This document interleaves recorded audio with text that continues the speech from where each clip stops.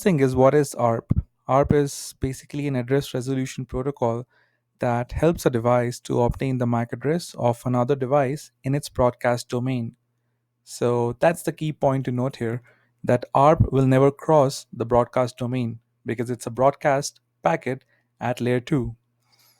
Now, if we simply put this definition, what it means is that ARP helps a device to obtain a destination MAC address where it can send some data to. Now, if you talk about an interview, usually people will ask in an interview that at what layer does an ARP protocol work. So people get confused about this because ARP is basically resolving an IP address to a MAC address. So you might think that ARP is working at layer 3, but that's completely wrong. In terms of an OSI model system, if someone asks you about the layer at which ARP works, you should say it works at 2 or 2.5 layer. And now we're going to see the packet capture that will kind of elaborate this explanation a little bit. And all right, so let's just get started with the packet capture and see how an ARP packet looks like. So as you can see, the highlighted packet here is the broadcast packet, which is also called an ARP request. So the key thing to note here from an interview perspective is that the ARP request packet is a broadcast packet. So we can see here it's a broadcast at layer 2.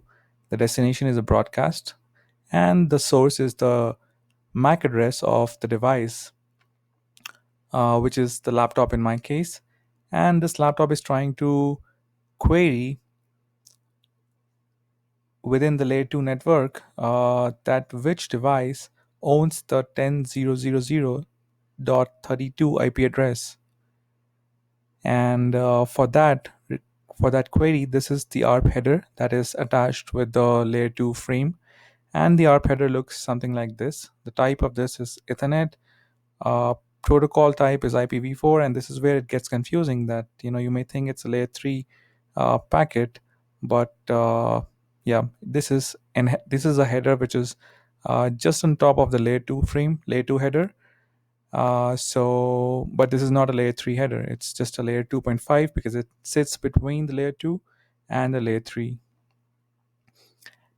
And the thing that should be of your interest here is the sender MAC address, which is the MAC address of the device that is originating this packet, and sender IP address, the IP address mapped with the computer that is sending this ARP request, and the target MAC address, which is a broadcast. That's why it's an all zero, and the target IP address, which is 10.0.0.32.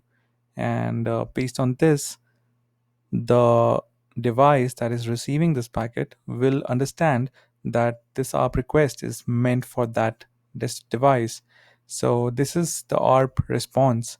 And in the ARP response, you see the sender IP address as 10.0.0.32, which was the target IP address for the ARP request packet, which means this device, which is a Google device, has responded with an ARP reply. Now, an interesting thing to note here from an interview perspective is that the ARP reply is a unicast message, and this unicast is sent directly to the source of this ARP request, which was my laptop.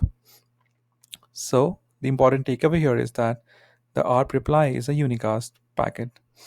Now, you see the target MAC address is my laptop's MAC address, and the target IP address is my laptop's IP address. And this is the MAC address that we were looking for. And ARP has helped us to reach this MAC address.